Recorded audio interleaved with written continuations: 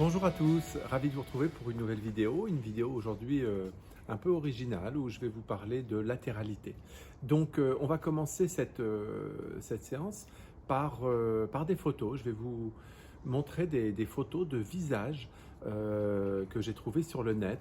Visages qui ont été coupés en deux. En fait, on a pris deux fois le côté droit et deux fois le côté gauche, simplement pour vous prouver, pour vous montrer, même si je sais bien que vous le savez déjà, que le visage est totalement asymétrique et que l'on est différent. On a tous déjà dans notre visage un côté, ce qu'on appelle un côté en flexion et un côté en extension. Le côté de flexion de notre visage est souvent un côté qui est plus marqué, un peu plus ridé et plus expressif que le côté qui est en extension.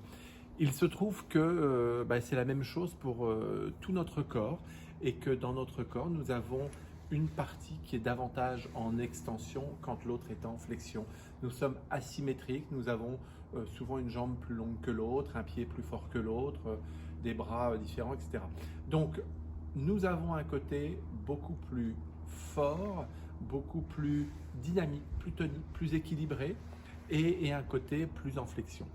Nous avons déjà dans les préférences motrices travaillé et évoqué dans différentes vidéos le fait qu'au niveau de nos appuis et de notre équilibre, nous sommes aériens, c'est-à-dire que sur le plan sagittal, on a un équilibre qui est davantage en avant, et ou bien pour les terriens un petit peu plus en arrière. Et sur le plan frontal, nous avons aussi un équilibre différent. Nous sommes latéralisés, donc à droite ou bien à gauche. Il faut savoir que les aériens en avant sont davantage latéralisés que les terriens en arrière qui sont moins latéralisés. Mais attention, lors d'une vidéo précédente, dans des préférences motrices, je vous avais parlé et j'avais évoqué que les aériens étaient aériens à gauche ou aériens à droite, qu'ils étaient très latéralisés, et ce qui est le cas, et je vous avais dit que les terriens étaient en revanche beaucoup plus équilibrés et très équilibrés dans la latéralité. Il se trouve que c'était pour un peu simplifier les choses et pour vulgariser les choses, mais en fait les terriens sont également latéralisés. Certes, ils le sont moins que les aériens, mais ils le sont.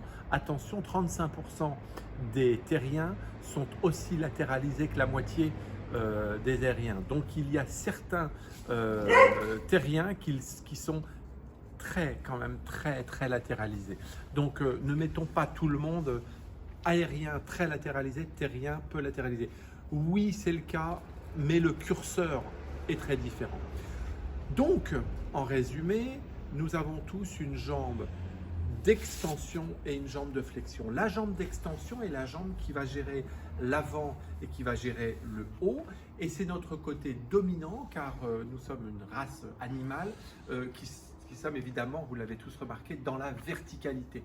Donc nos côtés dominants et nos côtés qui déterminent, qui est plus dominant sur la verticale. C'est le côté où nous sommes encore une fois beaucoup plus dynamiques, plus toniques, notre côté d'extension. Et le côté en revanche de flexion, qui est un côté important, c'est le côté qui va gérer beaucoup plus l'horizontalité, qui va gérer plus le fait de descendre. On sera plus fort en descendant et en arrière. Le côté de flexion, on est plus fort en bas, en arrière. Le côté d'extension, on est plus fort devant et vers le haut. Nous sommes donc tous plutôt en avant ou plutôt en arrière, et nous sommes également plus forts plutôt à droite ou plutôt à gauche. Ce qui veut dire que nous avons un point qui est notre point d'équilibre et notre point fort, notre point numéro 1. Il peut être en avant à droite ou à gauche, ou en arrière à droite ou à gauche. Et par définition, on a également un côté qui est très faible, notre côté numéro 4. C'est le côté le plus faible, et c'est le point surtout sur lequel, dans un mouvement de golf, sur lequel il ne faut pas aller. Je prends mon exemple, moi je suis mon côté d'extension et mon côté gauche, je suis terrien, donc je suis fort plutôt sur les talons et très légèrement à gauche. Voilà mon côté d'extension et mon côté fort.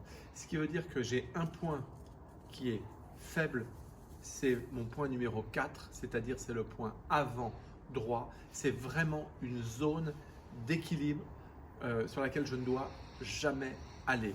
C'est-à-dire que si je pivote et que je vais un petit peu en avant, là je suis en déséquilibre, je n'ai aucune force. Si je tourne et qu'en début de descente, j'amorce la descente et que je pars un peu en avant, là c'est terminé, je vais me déséquilibrer et je vais faire une faute.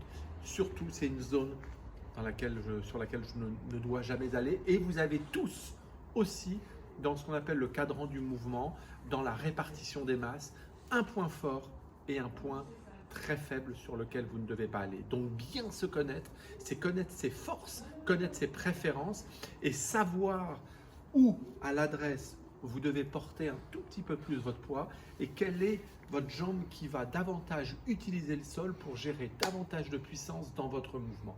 Et c'est excessivement important de bien vous connaître. Quelques petits exercices, je vous ai mis des images là où vous voyez que dans la posture, certaines personnes, quand elles se tiennent avec un pied beaucoup plus droit et un pied ouvert. Plus le pied est ouvert, plus on voit des gens qui sont latéralisés. Souvent, il s'agit d'aérien. Là, c'est par exemple une posture d'un aérien en côté d'extension gauche, c'est-à-dire un aérien, un dissocié avant-gauche. Les personnes qui se tiennent davantage et plus régulièrement dans cette position, côté d'extension droit, plutôt avant-droit.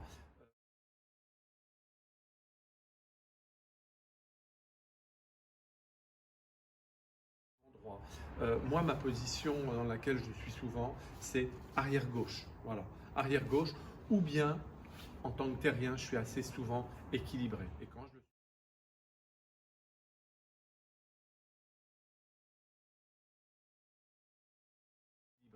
je le suis moins, je suis plutôt arrière-gauche. Voilà, donc c'est les deux positions dans lesquelles je vais me trouver. Donc voilà un moyen de pouvoir reconnaître un petit peu sa jambe de flexion.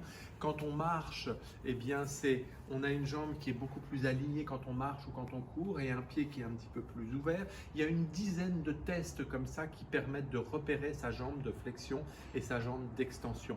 Et en moyenne, sur ces tests, on arrive à savoir et à mieux connaître vos points forts. Voilà pour cette vidéo. Ce qui m'intéressait vraiment, c'est de vous faire prendre conscience que dans le mouvement, vous avez des points forts qu'il faut savoir utiliser, qu'il faut connaître. Cette jambe d'extension et cette jambe de flexion, et ça a un côté excessivement important dans le mouvement pour vous rendre beaucoup plus performant et pour faire en sorte que vous puissiez jouer et mieux jouer avec vos forces. Voilà, je vous dis à très bientôt et j'ai été ravi de passer ce petit moment avec vous. Au revoir.